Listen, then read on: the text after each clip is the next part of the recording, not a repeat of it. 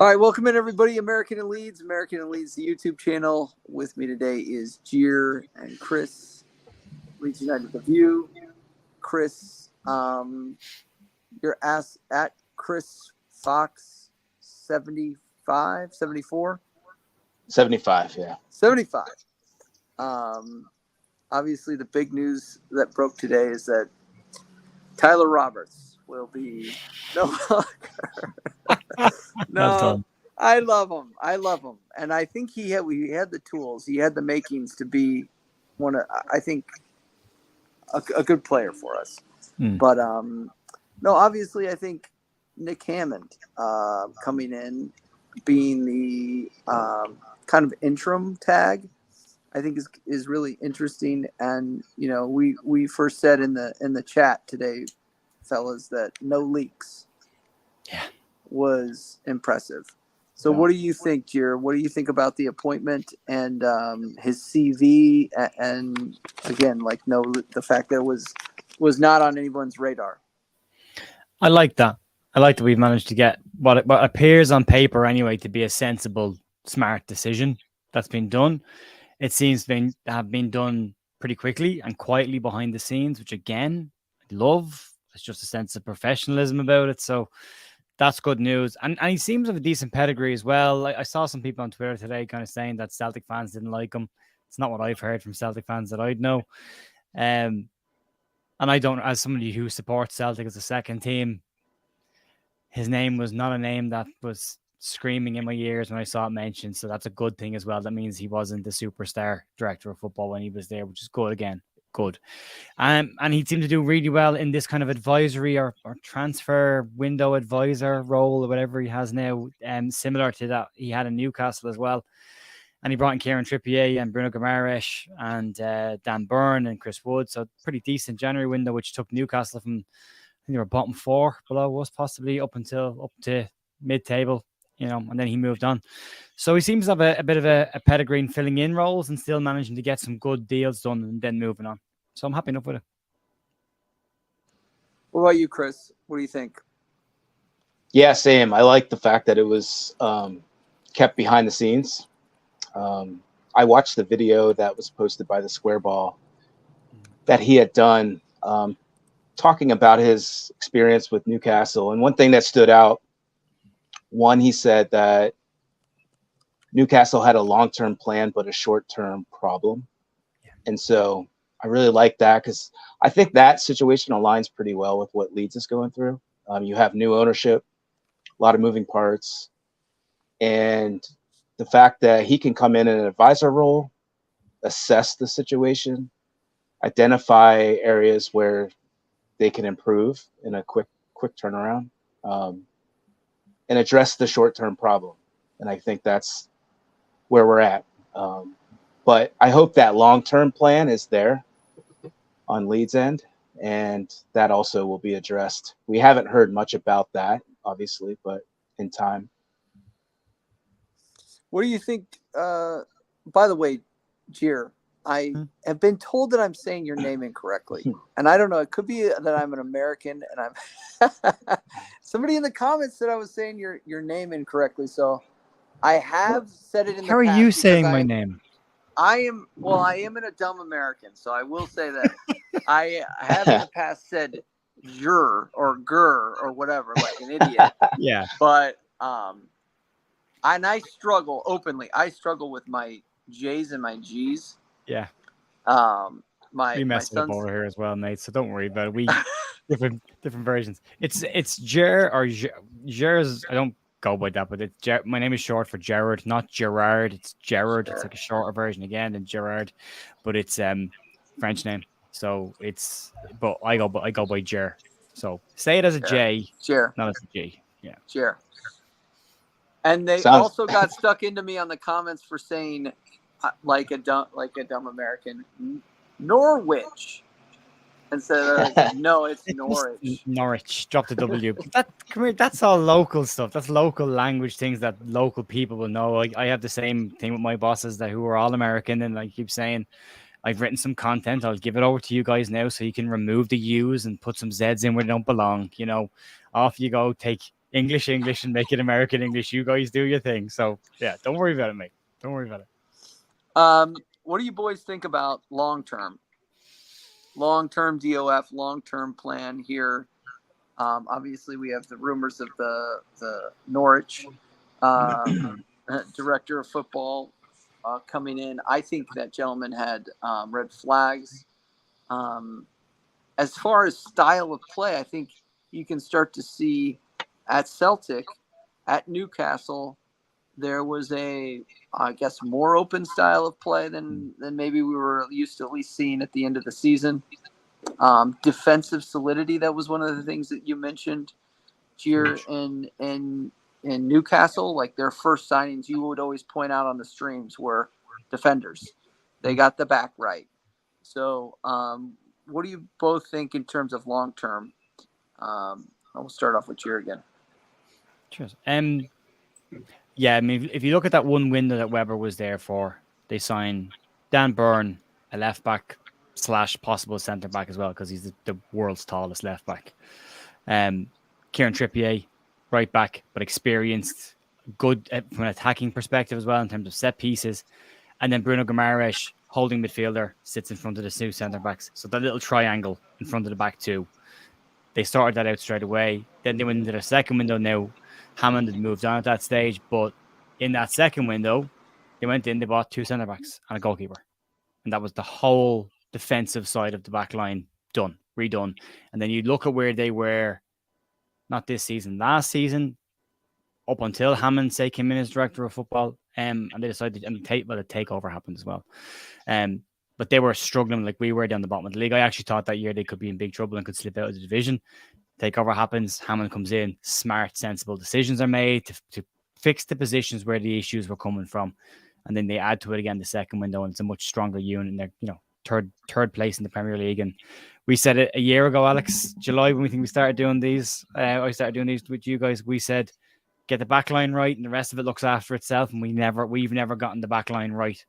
And that's been our biggest problem. They get it right, and the difference it makes in your season lets your creative players focus on being creative and not have to worry about other aspects. And you've got defenders who can, defend one-on-one and work well as a unit. So that's huge. I still believe, from speaking to some Norwich people today, but they've told me as far as they're concerned and what they've heard, Weber to Leeds is happening.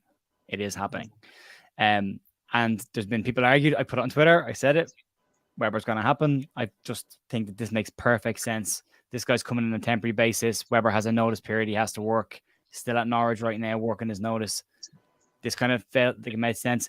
And then I got, as usual with Twitter, attacked by every angle, and everybody telling me he had a 3-month notice period. No, he didn't. He had a 6-month notice period. No, he doesn't. He has a 12-month notice period. So as soon as Phil Hayes' podcast came out today, the detail of a 12-month notice period came in, which I worked in some crazy places. I've never had a 1 year notice period. I reckon it's like a month notice period, and then an 11 months non-compete clause where you can't go and work in a similar role in a similar company or organization to us, which would be us.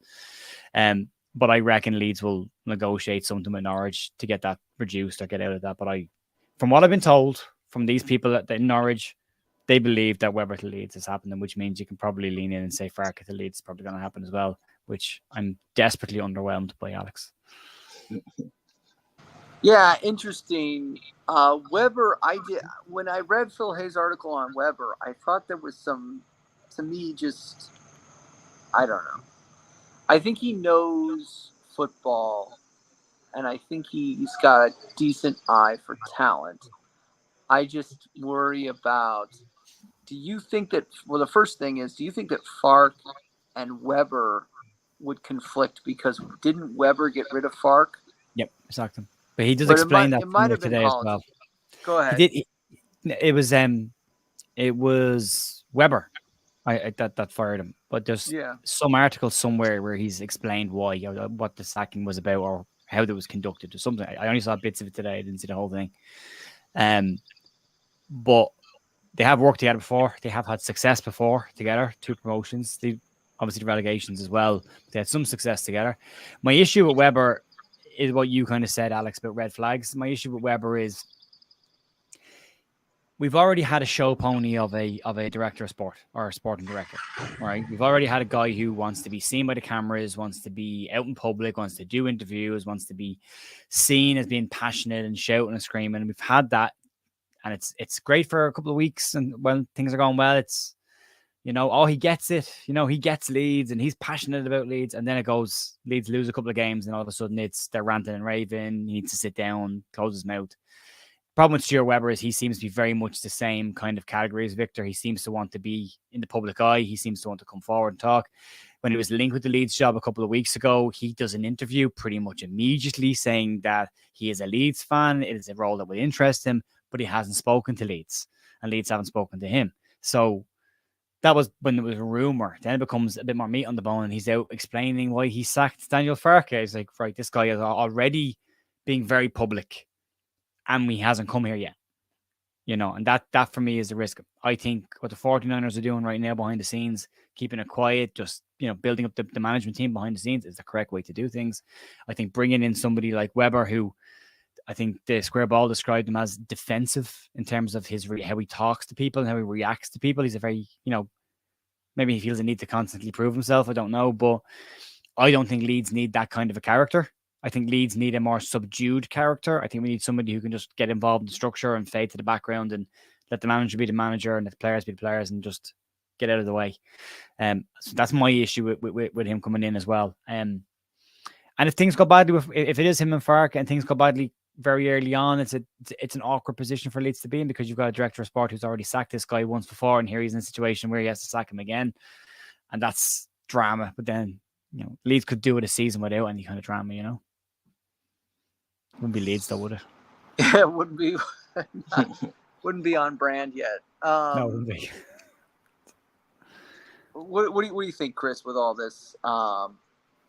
Possible Weber, Farke kind of drama.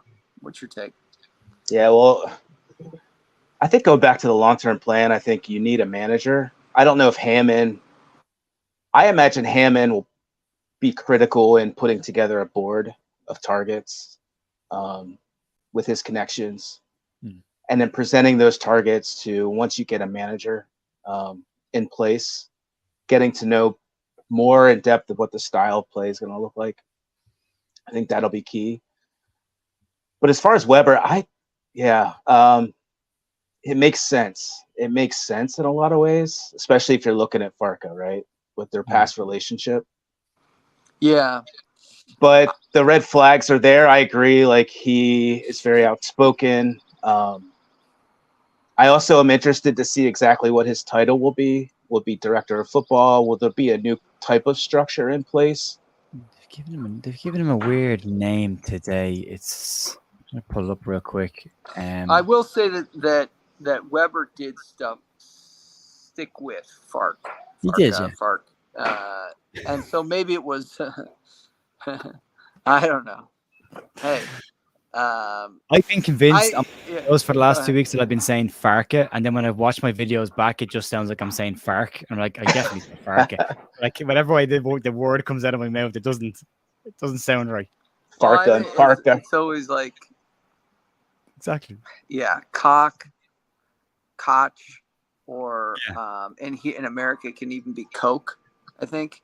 Yeah. So, I think you don't want to say Cock. You'd rather say Koch, but if his name's Cock, then you got to say it, right? And I'm like, if you're clipping me up for being, for saying that, then I don't know what to say. But sorry, Hammond's position is called the Leeds United Interim Football Advisor. Yeah, but what will Weber's position be, right? Like, what will his title be? But I suppose it depends on what this structure management structure is going to be. Yeah. Is he slipping as a sporting director then? Sorry, I think I have another question. You're good. I think that's what Hammond's coming in for. He's going to take a look at the structure, how it's currently been set up, how effective it's been. Is there other options to look at structuring in a different way? So maybe you don't have so much power concentrated in that one person or position. I don't know. So it is a new dawn. It's a new day. I believe with this no leak stuff, with Hammond coming in and coming out of left field, I really think that this could be a statement in terms of that the organization's run differently. The next moves are going to be very interesting in terms of who we keep, who we sell, who we buy, right? That's what we've been kind of like. That's the fun part. When we get new players, we sell old players. We play players that don't want to be, you cut the fat, as my father would say. Hopefully, you get it right. But the 49ers, to me, the 49ers enterprises are going to have patient capital. And I believe that they are going to be interested in getting it right over kind of quick gains this season, right? Like, I think that they are willing to eat some money in certain places in order to get it right in terms of the squad.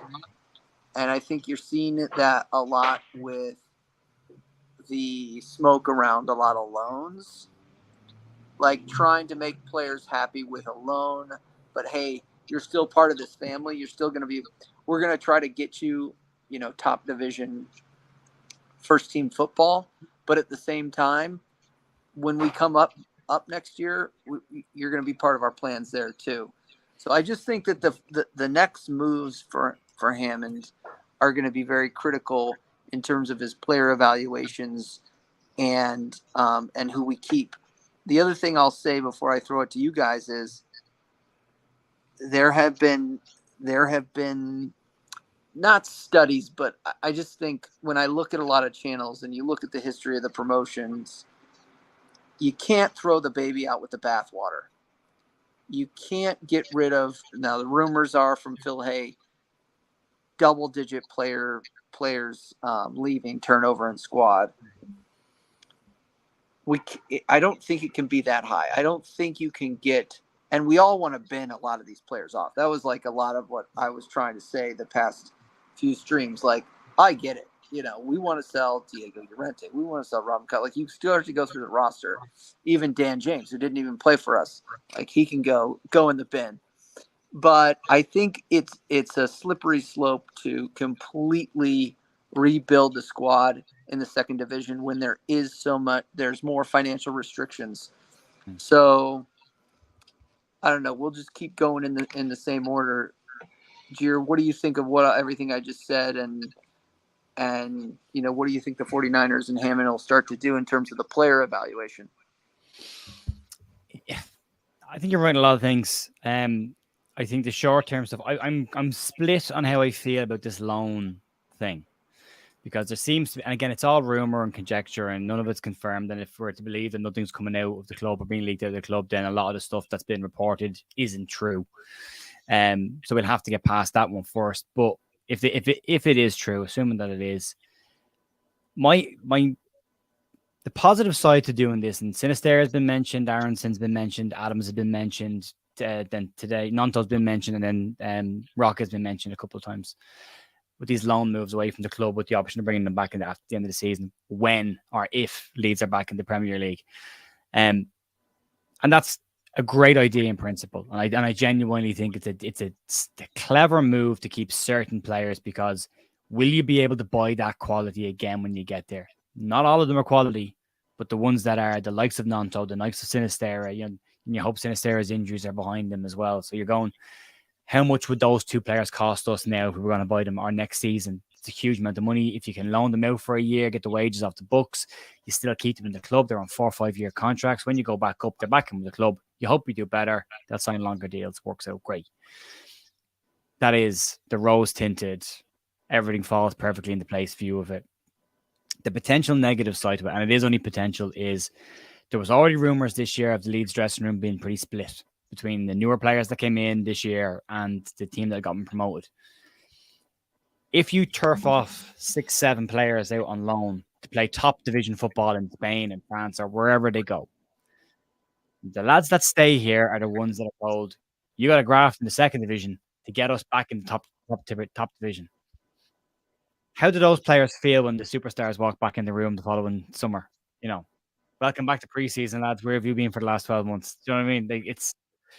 It's a dangerous thing which could cause issues, people start throwing their weight around the dressing rooms in the Premier League. And they're like, well, what are you doing that for? You weren't here last year. You didn't help us get here. You know, that kind of stuff. There's different differentiators in the dressing room then that can cause tension. And that's my concern with doing that for too many of them. I think it's smart to do maybe 1 or 2. I think if you start doing 4 or 5, or the number that's been rumored, I think you could get a really split dressing room coming back next season. Again, assuming everything goes to plan and Leeds get promoted. I would like to think that they're looking at this from a slightly longer approach. This is the opportunity to see if our young players that we've invested in are now ready to step in. This is their perfect time for that. That's the first bit. Second bit as well is going to be any player they bring in now, if it's a permanent signing, needs to be able to do it in the Premier League next year as well. So again, you could be looking at younger signings that maybe Leeds have lined up for the Premier League next year anyway. People like maybe like Alex Scott at Bristol City, you know, young player, very, very talented, rated being a very good midfielder. You get him now, you keep him in the Championship, and he goes into the Premier League with you. He's expected to be at that level anyway. But it means you're shopping in a different kind of bracket. Or you do the other route, you go down loaning players in the Premier League or the other countries, but you fill the gaps and hope that those players will help you get up. Like the likes of Cole Palmer that's been mentioned from Man City, like as well. There's that option as well. So it's I would like to see more permanent transfers than I would loans both directions, in and out. I'd like to see them, if this bigger management team structure had been set off the field, I'd like to see the routes being sold for, you know, the longer term plan on the field as well. And that includes the management situation as well. You go ahead, Chris. Yeah, I was just going to say, when it comes to the players, I have no idea. I really don't. It's one thing I don't want. I guess I know more what I don't want than what I do want. I don't want players that don't fit any of the positions that we have. I think we found last year we had too many players out of position. So I really want someone to come in, maybe it's Hammond, to look at the squad that we have now and say, look, these players don't fit the positions they've been playing. And if we're not going to play them in their true positions, why do we have them? You know, you're talking about like a Stroik? I'm looking at Christensen. I'm looking at Aronson. Aronson prefers to play on the wing. He prefers to play on inverted winger. You know, as soon as he moved inside, he was useless. He needs space. He needs place. You know, he has pace. He can run. He did well until we started moving him around. Not to say that was the issue. Of course it wasn't, but that was one of the things that I think, of course, Stroik playing left back, coming into center back. You had Christensen playing right back, then coming into center back. You had Vober playing center back, left back, midfield, Koch playing midfield. There was just too many players that, of course, you value versatility, but I want a real left back. I want a real right back. I want center backs that have speed, lots of speed, and know how to play that position. I don't want to put the round peg in a square hole type of situation. That's where I'm at with the roster. Like, take a look at what we have. Players that don't fit or haven't been playing the positions they play, if we're not going to play them in those positions going forward, get rid of them. Yeah. To me, the biggest thing is, as you guys have mentioned and alluded to, the square peg round hole thing feels like it's been square peg round hole FC for at least Premier League era, and might even go back to that. And Bielsa was good at kind of finding like a Jamie Shackleton, who was a midfielder but could step into a left back role or one of the full back roles. I think maybe right back role, and put in a shift. We were getting away with it with Strauch, but you put him at center back. I don't think he had a good performance, maybe even at center back, maybe 1 or 2. And that player has taken a big step backwards in his development. We've all kind of said that. So really at the back and even at in the spine, the T, the inverted T, or the upside down T, my fear with Raka probably leaving, Adams either not being available, the injury rumor that broke, I think yesterday or the day before. And I don't know, you can say Aronson, but really those two holding midfield players, we're going to have some serious drop off. I like Jabby. I like Gray. I like Bate, but they're really young, and I don't know if any of them are like game wreckers the way Tyler Adams is side to side tackling players, etc. So that's a massive hole for me. Is in the middle of the park. What do you say, Cheer? Yeah, I think for me it's the centre backs, centre mid needs to be, and number 9 are the most pressing ones for me. And a left back, obviously, which start doing this now. I'm going to say right back, right centre mid, right wing, left wing, the third position on the bench. There's the spine needs for me a freshening up. It looks like Robles is in contract talks, but might not want to be a backup keeper at Leeds next season. So Leeds may have to go and buy a first choice goalkeeper if Meslier is going to go off. Although apparently today in another interview, Meslier is open to staying at Leeds. Apparently, it was like, well, you probably shouldn't have annoyed the whole fan base first before you decided that. So they need a goalkeeper. I think the centre back situation, if Vober stays, great. We need a centre back beside him. Even if it's Creswell, fine. I don't know if Stroke is going to be what we thought he was going to be. I still hope it's just a bad couple of moments because he keeps getting moved around. But I look for continuity in things. And if you look at the back end of last season with the relegation battle and the back end of this season with the relegation battle, both times Stroke was taken out of the firing line because he struggled with it. And that means a player that can't play under serious pressure because he starts the season great. I go back to even the first 80 minutes of this Southampton game, he was playing left back. He was brilliant. Had a great game. Really good to see him playing with a smile on his face. And then you look at the end of the season and it's different player. So you need for me, we need at least one more experienced centre back because we're going to have injuries. Verber gets injured. Cooper gets injured. They're going to happen. Creswell sticks his head into places where most people won't stick their heads. So he gets injuries on the back of that as well. So you need to have a senior pro in there as well as a backup. Cooper then as your fourth option, maybe there, good to have her in the dressing room, good to be thereabouts, help out in the cup matches. But then I think they really need to nail down the number 6 position. There's a lot of talk saying that Leeds are trying very hard to make sure Sinistera, Nanto, and Adams stay at Leeds this season. If they do that, that's a great step towards winning the league comfortably, I think. But if they don't, number 6 position is going to be huge. I agree with what you said about JB and Gray. There's a huge amount of excitement about them, and they should be. They're exciting players that are going to be great.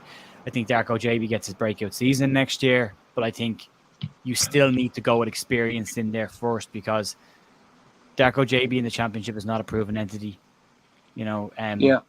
Archie Gray in the championship is not a proven entity, and you could argue the same for Tyler Adams and that, but they've been playing at a higher level. So for me, they have to get those ones right. And again, Chris said this is hugely important. Specific players in specific playing positions. So if you've got a specific position like right back, buy a right back. If it's a left back, buy not one that can play across the back 4, not one that can do a job somewhere else. Same with our front 3. We've got Rutter, Nanto. Are they strikers? Are they wingers? Nobody knows anymore. Let's have an out-and-out number 9 and get. These are going to be the important decisions in the specific positions. Midfielders you can rotate around a little bit sometimes. Let me go to. Well, first. I just wanted to touch base on you've been shouting out Jabby for a little bit. What do you see in his game that you really think that we got a player with? I know I've seen, the goal that he had when he was in England. I've seen a couple of key line breaking passes, but you've watched more of that player than I have. What do you think we've got in that player? Because I will also say you shouted out Willie early too, before he even had any goals or assists.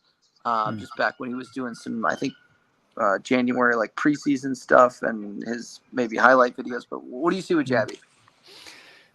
Pretty much what you've said is on the money. I mean, you're looking at a player who can potentially play as your quarterback, can play in that number 6 role that Phillips did really well, and he can start the moves. But I've seen him with the under 21s this year. He comes back in between the 2 centre backs quite a lot and collects the ball from the keepers or from the centre halves and then turns and starts the moves. He's a very big, commanding presence, so he doesn't invite players to come rushing him because of his size. He can kind of intimidate a little bit. His long range passing is excellent. Both feet. He's got a really, really good. Those diagonal balls in the channels and behind fullbacks. He's done quite a lot of them this year. He looks really good. Can be very deceptive on his passes, where you think he's maybe left a pass a little bit too short. All of a sudden, it picks up pace again. He's got an unusual way of striking the ball, but it's effective. he's not. I'm trying to say he's not pacey as such, but he covers ground. If that makes sense, he's quite a long kind of reaching kind of stride. So he can get around the pitch, but he'll never strike you as a player that looks like he's flat out running. But he's got good close control as well. Like as an all-rounder, he's a decent player, and he's not afraid of a tackle either. So that's a huge piece, and he can use his size to actually benefit us in the middle of the park. So he's got a lot. He's got a lot going for him. There's a lot of people in Manchester City thought he was going to be, one of their breakthrough players. Same with Lavia, but they decided to sell instead of keep them. But yeah, I think all around he's a good player. Yeah, I think so. Didn't he play against Wolves last year in a cup game? Yeah, he seemed a little out of. I think positionally he looked a little lost, but I mean the system he was playing in too, coming from Man City, possession based, he's got all those attributes, right? Coming into our system, he looked a little lost in that system, but I mean most of our players did, to be fair. But yeah, I think he's a great player. I think one of the shames about this season too is the fact that we were always chasing. We never got in a spot where we could really play the young players to really get a good look at them. So we don't really know in terms of the level they're at. But the little bit we've all seen, I think everyone's excited. Give them a shot. Chris, I think I had the nail on the head there. If we had been in Crystal Palace's position or Bournemouth's position towards the end of the season, but you knew you were safe with a couple of games to go, I think you definitely would have seen more of JD, more of Sonny Perkins, more of Mateo Joseph. I think you would have seen a lot more of them. It's a real shame. Great show. Yep. All right. So my last question really is Corberán, Fark, or you can shout out another name. And I know you're smiling, Gier. I'm kind of in your camp too. I think this might be a 3 out of 3. What do you say? Where do you win, and why? I get a lot of stick for keep saying Corberán. I want Corberán back at Leeds. I think there's a really good up and coming coach there. I look at what he's done without money. I look at his ability to coach first. There are managers and coaches who can buy teams. Pep Guardiola is very good at identifying the best players at the right ages and the best positions. Alex Ferguson was the same. They knew when to sign players and when to get rid of them. They knew exactly when their timings were to make it work. You've got managers who can't handle money. So there's been, when Blackburn back in the day had their money and they were throwing it around. They had managers who got it horribly wrong, who just couldn't spend when they were given money, didn't know what to do with it, didn't know how to invest it properly or spend it correctly. And then you've got managers like I think Corberán is, who has an ability to take a squad from a certain level and coach them to be a better squad at a higher level. They can definitely progress. The origins of the word coach come from that. They come from being able to move something or somebody from point A to point B. And that's the whole point. Can you take this team and make them better? And I think Corberán's done that at Huddersfield. You look at the impact that he had when he left Huddersfield and they went into a relegation battle this year after a playoff final the year before. He goes into Olympiacos. Yes, it doesn't work out for Olympiacos, but it doesn't work out at Olympiacos for most of the coaches that go there. There was a lot of talk about maybe he just wasn't the senior enough figure going in there. There was people like Marcelo in the dressing room who played for Madrid and Ancelotti and all these, someone like Carlos Corberán then maybe couldn't command that dressing room because there's too many big names in it. Goes to West Brom, who were 4th from bottom when he takes them over. Steve Bruce makes the famous comment of, you can't get any more out of this squad than we're getting out of them. And Carlos Corberán has them inside of, I think, 10 matches, has them just outside the playoffs, where they spent the rest of the season and only narrowly missed out on playoffs in the last day of the season. So for me, there's an ability to take a team and make them better. He knows a lot of the under 23 players that we have now, or 21s that we have now, because he had them when they were under 23s. Now ones, yeah. When they were under 23s, he had them, like the likes of Joffrey, he's coached. Greenwood, he's coached. They were in his group the first year they got promoted into Premier League 2 Division 1. So he knows them. He knows the expectation. He's been on the sideline. He's seen Leeds fail to get promoted as part of the coaching staff, and he's seen Leeds succeed at being promoted as part of the coaching staff. So he's seen what doesn't work and what does work. He sees what you need to do and what you don't need to do, and he sees how the crowd can react to it as well. So he's very familiar with the Ellen Road crowd and the pressure that brings, because, as many people will say, there's a certain atmosphere in Ellen Road, and if it's going well, that place is moving. It's rocking. If it's not going well, it can be, as the word is used, toxic, but it's not a place you want to stay. Like you want the ground to open to swallow you. So he knows that. He's been through all of that. There is no learning curve for him with that. The question would be, how does he handle having a few quid to spend? Maybe director of football insulates him from that a little bit. But that's why I want Corberán. Farke for me is fine. I get it. I understand the reasons behind it. I worry it's a short-term project, not a long-term project. I'd like to see, if it wasn't going to be any of those two and I could pick another name out of the hat, I'd like to see Leeds make a cheeky move for Michael Carrick. Oh. Wow. All right. What do you say, Chris? I was leaning Farke until Jared just spoke there. I could be wrong, mate. I could be very wrong. The one thing I would add to your Corberán argument too is Farke's had his chance in the Premier League, right? And didn't do so well.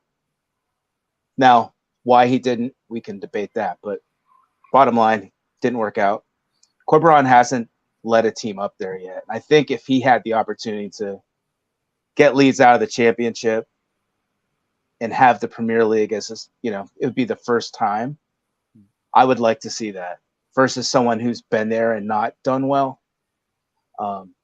I think he'd be really hungry and could do some different things. So I like that. Corberán, Farke would both be fine. I think there's like sexy versus stable. I think Corberán and Farke are stable picks. I'm fine with either. I'm hoping there is like a secret candidate out there that we haven't heard of. I doubt it. Yeah. But know. Everyone I can think of, I don't see coming down to the Championship. Like Knutsen, Norway. I like him. Michael likes him, I know. There's some other. Carrick's a good shout. But maybe there's somebody else out there that's just not on the radar at the moment that would be a big surprise and maybe risky, but part of me wants that too. There's that duality right now when you're in this space where, there's uncertainty, but that's where I'm at. Yeah, I think Carrick, I don't care that he played for the team across the Pennines. I don't, if he can win, he can win. I know there's a lot of fans that will care about that. And, if it probably doesn't go right for him, he'll get more abuse. That's but Corberán, look, the short-sighted kind of argument is no trophies. But I think that doesn't do him justice as what we've seen to what your point is, Gier, and that is the fact that he can coach players up, much like Marcelo Bielsa did. And that is a key, massive kind of component to I think, getting promotion in the Championship. And there's a video that I shared with you guys, and you always joke because I was a fan of Daryl DK. Obviously, shattered his or ruptured his tendon. We should dig in a little bit about the misnomer about USMNT fans, Chris, one of these podcasts. But yes, Daryl spoke about Corberán's ability and how prepared he is for his one-on-one meetings and how, just involved they are in the kind of like how the system adapts to each team that is being played, but it's not like and he simplifies the tactics so they understand them. So each player kind of understands what they're doing. And this is obviously is influenced by Bielsa, but he's making it his own and he's becoming his own head coach now. And he's not playing full, Bielsa ball. He's kind of doing his own take on it, which is what you want to see. So no, he doesn't have any trophies. No, he's not. He hasn't won promotion twice. But if you look at the 49ers, and this is something that I want to dig in on too with Brendan when he comes back, Carlos Corberán reminds me a lot of the 49ers head coach and their model, and they've stuck with him, even though they've had two kind of runs at the Super Bowl. But they had, I think, a season or two where they didn't make the playoffs, and it was a total. I mean, other franchises might have sacked their head coach, and they stuck with him. because I think he's so innovative. But we'll save that. We'll bottle that. Before you move on, Alex, I don't ask you a question, if that's okay. Oh. Me too. So, and I'd love your thoughts on this. So let's take all the stuff we've said as being the new way, and I understand. I'm assuming a huge amount with that statement that what we're seeing in the first couple of weeks is going to be the normality forever. Probably won't be. And I'm assuming that the 49ers will be good owners. They might not be. A lot of assumptions right now. But given that we've just hired a temporary football advisor, director of football, whose name none of us heard whispered anywhere. Nobody did. Literally nobody heard his name. What makes us really think that the names that we're hearing linked with the manager's jobs are actually the players linked with the manager's job? Because Potter keeps moving on the betting list. He's gone to 4-1 today, which is low. That's the lowest he's been out of nowhere. Wow. Knutson, I just don't see it happening because of where he is. I just don't think anyone's outside of people who've watched him and I know a bit. I've passed his name on, kind of like word of mouth. Like Michael, I become more aware of Knutson because of Michael's conversations about him, and I've gone and watched the stuff and like, yeah, good. This guy's a good coach. But what if it is somebody like that? Like, what if apparently they were going to throw a bag of money at Brendan Rodgers? It was something like 12, 13 million a year. Well, if they could convince someone like Potter, this is a 1-year project and we're going to put money into this and we're putting a proper structure behind it, Yeah. Could you see it happening? Alex? Well, that's what I mentioned earlier about patient capital. I think that where Radrizzani was going to have literally parachute payments, and it came out, I think, in Phil Hay or somewhere that it was parachute payments and player sales would fund the club next year. That doesn't make you feel comfortable that you can get right back up or even right back up in the next 3 years. I think that they are going to be patient. They will take losses. They are looking at this as a long-term investment, and when you have that, that's when you can really make money as somebody, So I wouldn't surprise me, but I think they're going to get this right, and I think they're going to back the coach. And I just think that there is sometimes I watch some content creators and there's kind of some old mindset. Even though the ownership's changed, I feel like, they're going to bottle this, they're going to do that. Same old Leeds. I really think, I'd like to get in my audiences, heads across. I think it will be a new dawn. It will be a new day. And I think new things are going to happen. And we have probably, if this goes through, it's the best ownership outside of probably Leicester, who's won the Premier League. We have the second best ownership in the championship. So, Well, and I don't want to steal Brendan's thunder either, but knowing the NFL a little bit, the 49ers went through a period where a lot of turnover, head coach. And then they hired Kyle Shanahan. They've stuck with them, as you said, Alex. They've seen the success. They've seen the success from that. I think they're going to take that. Yes. I think they'll take the same approach here. I think actually Corberán seems to fit that more than Farka, obviously. I think Farka gets us up. There's a good chance he could be gone. Yeah. Is Corberán, what year is he? Has he completed 2 seasons at West Brom? No, not even 1 full season. He came in about a third of the way through last season. Oh, okay, so he's got a £2 million buyout clause in his contract. So the question is also like, how does he feel about the current project he's working with, right? And where's he at with that? Because he seems like a loyal guy. He likes a project, and there's always that side of it. Even though we want him, where's he at? Where's he at with the current project? It's a really interesting point, Chris, because they've had a weird week or 2 weeks. The CEO resigned last week, who apparently was very close with Corberán, and part of the reason why Corberán had decided to extend his contract last season, because when Leeds were linked to him in January, he signed a new deal. The current sporting director said that they're trying to put the best possible team in place to allow Carlos to have a competitive season. Competitive can mean a lot of things. Competitive can mean, mid-table. Just we're competitive. We're not winning or losing anything here, but we're competitive. That's all we need to do. That sounds like shaky ground to me. It doesn't it? Yeah, that's where my head's at going. Do I want a competitive season or do I want a season where we're pushing for promotion? Because if you think you're going to push for promotion, that's the language you're going to use. So I think if he was to look at the two of them side by side and then maybe look at it and go, but he wants to be a Premier League manager. Deep dive into the ownership is something that I was kind of doing it a couple of days ago into the York family and their whole history. But follow Gier at Gier Lynch on Twitter, Leeds United, The View. If you're not following Gier, I don't know what you're doing. You're messing up.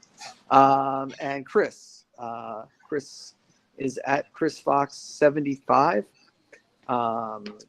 And we'll be back with the Canucks hopefully next week as well. We've got Michael, get better. Shout out to you. He's got some, I think, issue, and then sickness, might be COVID. So get better, my friend. And then Brendan, who was busy today as well, but he said. Okay.